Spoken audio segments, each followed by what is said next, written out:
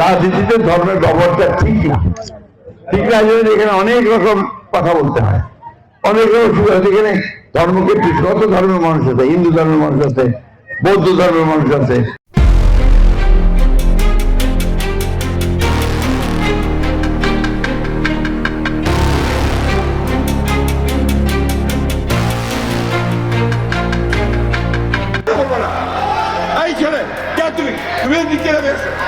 তুমি জানো না সেটা কথা বলছো, তুমি জানো না, আমি জানি বলে বলছি।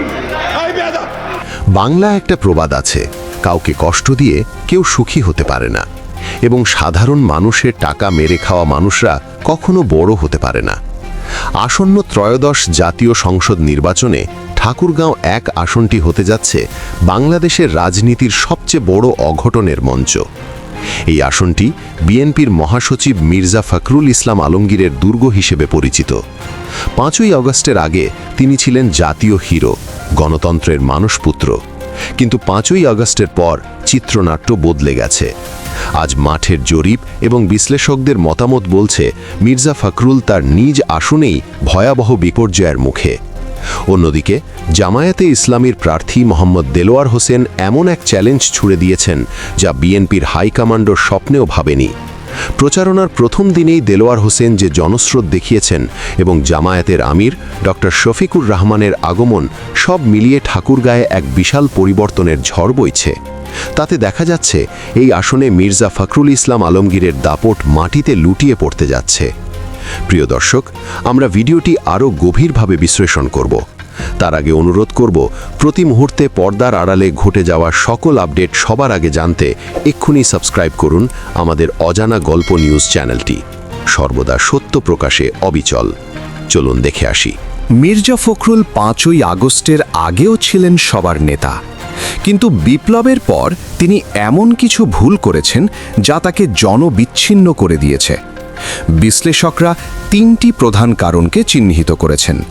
প্রথমত, তিনি সংস্কারে বাধা দিয়েছেন। ছাত্র জনতা যখন রাষ্ট্র সংস্কারের কথা বলেছিল, তখন মির্জা ফখরুল এবং তার দল বারবার নির্বাচনের জন্য অস্থির হয়ে সরকারকে প্রেসার দিয়েছে। জনগণ মনে করেছে বিএনপি সংস্কার চায় না, তারা শুধু চায় ক্ষমতা। এই পাওয়ার হাংরি ইমেজটি ফখরুলের জনপ্রিয়তায় বড় ধস নামিয়েছে। দ্বিতীয়ত, তার পরিবারের সদস্যদের দাপট। ঠাকুরগাঁয়ে কান পাতলে শোনা যায় ফখরুল সাহেব নিজে ঢাকায় থাকেন, কিন্তু এলাকায় তার ভাইদের দাপট এবং কথিত চাঁদাবাজি সাধারণ মানুষকে অতিষ্ঠ করে তুলেছে। এতদিন মানুষ ভয়ে কথা বলেনি, কিন্তু এখন মুখ খুলছে। জনগণ ভাবছে এখনই এই অবস্থা, ক্ষমতায় গেলে এরা তো পুরো জেলা গিলে খাবে। তৃতীয়টি হলো তার বেফাঁস মন্তব্য। বিপ্লবের পর তিনি এমন কিছু মন্তব্য করেছেন যা জেন জি এবং সাধারণ মানুষ ভালোভাবে নেয়নি। তাকে এখন আর বিপ্লবের চিত্র মনে করা হচ্ছে না, বরং সনাতন রাজনীতির প্রতীক মনে করা হচ্ছে। রাজনীতিতে বডি ল্যাঙ্গুয়েজ বা আচরণের গুরুত্ব অপরিসীম। সম্প্রতি সোশ্যাল মিডিয়ায় একটি ভিডিও ভাইরাল হয়েছে যা মির্জা ফখরুলের ভদ্রলোক ইমেজে কালিমা লেপন করেছে। ভিডিওতে দেখা যায় তার একজন পুরনো বন্ধু অত্যন্ত আগ্রহ নিয়ে তার সাথে হ্যান্ডশেক করতে এগিয়ে আসছেন, কিন্তু মির্জা ফখরুল তাকে তাচ্ছিল্য করে দূর দূর করে তাড়িয়ে দিচ্ছেন। এই দৃশ্যটি কোটি কোটি মানুষের হৃদয়ে আঘাত করেছে। মানুষ প্রশ্ন তুলছে যে নেতা তার বন্ধুকে সম্মান দিতে পারে না, তিনি জনগণের বন্ধু হবেন কিভাবে? এটি কোনো ছোট ঘটনা নয়, এটি প্রমাণ করে ক্ষমতার কাছাকাছি গিয়ে তিনি মানুষ থেকে কতটা দূরে সরে গেছেন। একে বলা হয় এলিট অ্যারোগেন্স। বিশ্লেষকরা বলছেন ভোটের মাঠে এই একটি ভিডিও মির্জা ফখরুলের হাজার হাজার ভোট কমিয়ে দিতে পারে, কারণ আবেগপ্রবণ বাঙালি অহংকার ক্ষমা করে না। অন্যদিকে জামায়াত প্রার্থী মোহাম্মদ দেলোয়ার হোসেনের গ্রাফটা একটু দেখুন। প্রচারণার প্রথম দিনেই তিনি যে শোডাউন করেছেন তা ঠাকুরগাঁয়ের রাজনীতিতে বিরল। তিনি বলেছেন, সাধারণ মানুষ দীর্ঘদিন পর পরিবর্তন চায়, তারা দুর্নীতির বিরুদ্ধে এবং দুঃশাসনের বিপক্ষে। দেলোয়ার হোসেনের এই কথাটি সরাসরি মির্জা ফখরুলের পারিবারিক দুর্নীতির অভিযোগের দিকেই ইঙ্গিত করছে। ভোটাররা দেখছেন, একদিকে ফখরুল যার ভাইদের বিরুদ্ধে অভিযোগ আছে, অন্যদিকে দেলোয়ার যার বিরুদ্ধে দুর্নীতি বা চাঁদাবাজির কোনো অভিযোগই নেই, অর্থাৎ তিনি পুরোপুরি একজন ক্লিন ইমেজধারী ক্যান্ডিডেট। সবচেয়ে বড় গেম চেঞ্জার বিষয়টি হল জামায়াতের আমির ডক্টর শফিকুর রহমান ঠাকুরগাঁয়ে এসেছিলেন। আমিরের এই আগমন প্রমাণ করে জামায়াত এই আসনটিকে টার্গেট সিট হিসেবে নিয়েছে।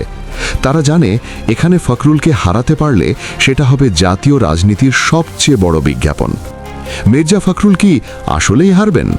রাজনীতিতে শেষ বলে কোনো কিছুই নেই, কিন্তু বাতাস যে ঘুরে গেছে সেটা অন্ধও দেখতে পাচ্ছে। বিএনপির দুর্গ হিসেবে পরিচিত ঠাকুরগাঁয়ে যদি দাঁড়িপাল্লা বা জামায়াতের প্রার্থী জিতে যায়, তবে সেটা কি মিরাক্কেল হবে, নাকি এটাই ভবিতব্য? রাজনীতিতে অলৌকিক ঘটনা খুব কম ঘটে, কিন্তু যখন ঘটে তখন তা ইতিহাস হয়ে যায়। ঠাকুরগাঁও এক আসনটি গত ৩০ বছর ধরে মির্জা ফখরুলের সেফ জোন বা নিরাপদ দুর্গ ছিল, কিন্তু ২০২৬ সালের নির্বাচনের চিত্রটা সম্পূর্ণ ভিন্ন। জামায়াত ইসলামের আমির ডাক্তার শফিকুর রহমান ঠাকুরগাঁয়ে যে জনসভা করেছেন তা কেবল একটি নির্বাচনী প্রচারণা ছিল না, এটি ছিল একটি শো অফ স্ট্রেংথ বা শক্তির মহড়া।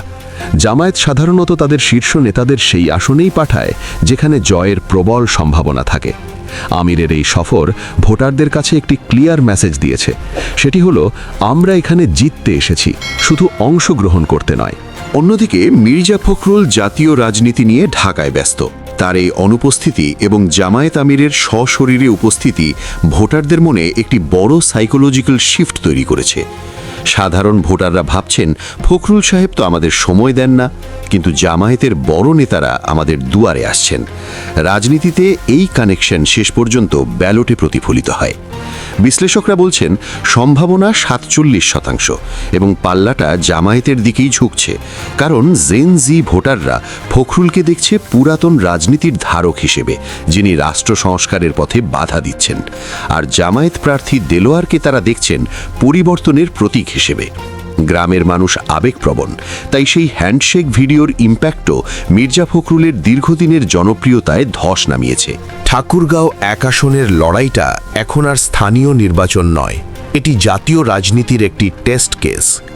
একজন হেভিওয়েট নেতা যিনি সারা দেশের খবর রাখেন, তিনি নিজের পায়ের তলার মাটি সরে যাওয়া টের পাননি।